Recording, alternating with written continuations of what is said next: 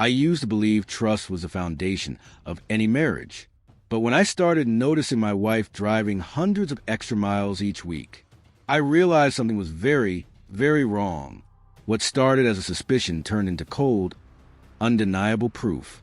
And by the time I was done, the man she cheated with lost his job, his family, and the roof over his head. If you've ever been betrayed by someone you trusted with your whole heart, hit that like button, subscribe, and stay with me. Because what you're about to hear is one of the most satisfying revenge stories you'll ever come across. It all started in the early 2000s. My wife and I had been married for 7 years, and we had 2 little kids, 4 and 6. Life was supposed to feel settled, peaceful, but instead, something fell off. She worked part-time, a couple days a week, and on her off days, she'd tell me she was taking the kids to her parents' house. Now, that wouldn't sound suspicious, except her parents live an hour and a half away. That's 3 hours of driving just for a day visit. And she was doing this 2 or 3 times a week. At first, I brushed it off. Maybe she just missed her mom. But deep down, something didn't sit right. The way she avoided eye contact when I asked simple questions, the way she came home tired, but not in the way you'd expect after spending a day with family. And the kids, innocent as they were, started saying things that made no sense. Mommy took us to Grandma's, but we didn't see Grandma. That was the moment my stomach dropped. I tried to talk to her about it, but she just smiled that fake, nervous smile and said, "You're overthinking, honey." Only problem? She'd never been a good liar. I decided I needed proof. So I started small, checking the mileage on her car every night. By the end of the week, she had racked up nearly 400 extra miles. That's when the truth started to form in my head. She wasn't visiting her parents. She was visiting someone else. Still, I needed something solid, something undeniable. And that proof came one random afternoon.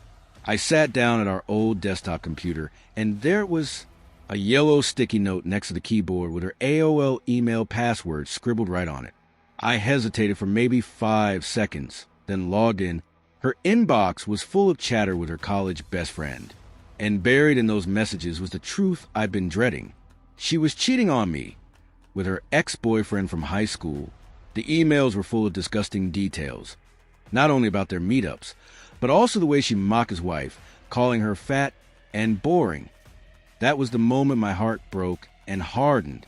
I printed those emails, tucked them into an envelope, and told myself, if she wants to play dirty, I'll show her what consequences look like. A close friend of mine was a cop. When I told him everything, he gave me a name, a private investigator named Ron, an ex-detective who knew how to dig deep and keep things quiet. I met Ron the next day, handed him the emails, the car mileage logs, everything. Within a week, Ron came back with a full report, timestamp photos, motel receipts, and exact route she drove. Turns out, my wife's routine was sickeningly organized. Drop the kids at her parents' house, meet the guy for lunch, then check into a cheap motel for a few hours before heading home like nothing happened. That was all I needed. I contacted a divorce lawyer and told him to start preparing everything. I wasn't going to let my kids grow up in a broken lie. Before pulling the trigger, I wanted to know more about the man she was risking our family for. So I asked Ron to dig deeper into him. A week later, Ron handed me another report. The guy's name was Bob. He was married to with 3 kids. He worked as a vice president of sales in his father-in-law's company. That little detail made me grin, because now I wasn't just ending my wife's double life. I was going to detonate his. I planned it down to the hour. On a Tuesday morning, while my wife was at work, I had her served with divorce papers right there in front of her colleagues. Cold, public, undeniable. At that exact same time, Ron was across town meeting Bob's wife. He showed her everything. Photos, dates, the full report. She didn't deserve to be lied to either. I didn't tell her what to do. I just made sure she knew the truth. That night, my house was silent. My wife came home, eyes red, lips trembling, holding the divorce papers like they were poison. I didn't yell. I didn't cry.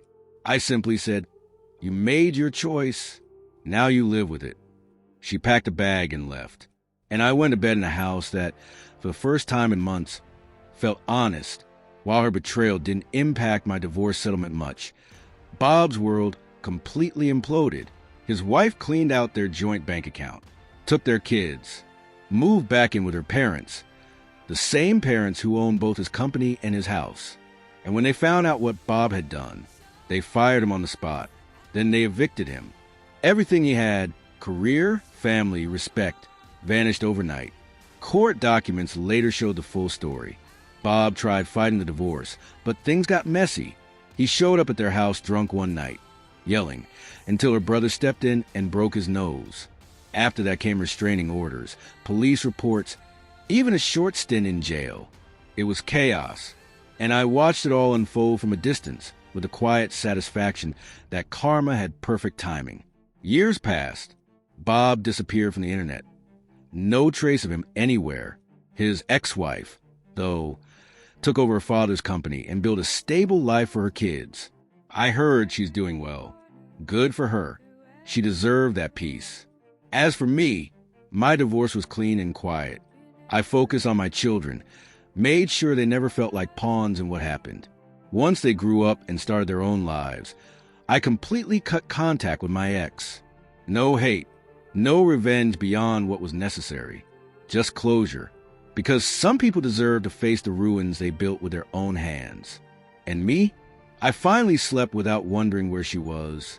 She thought she could hide forever, but lies always catch up. Her lover lost his family, job, and dignity, and she lost the one man who would have done anything for her. That's not cruelty. That's justice.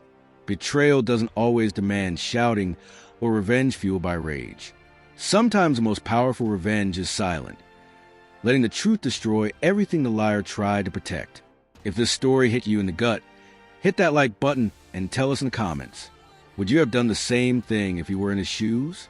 And don't forget to subscribe for more stories where karma finally shows up right on time.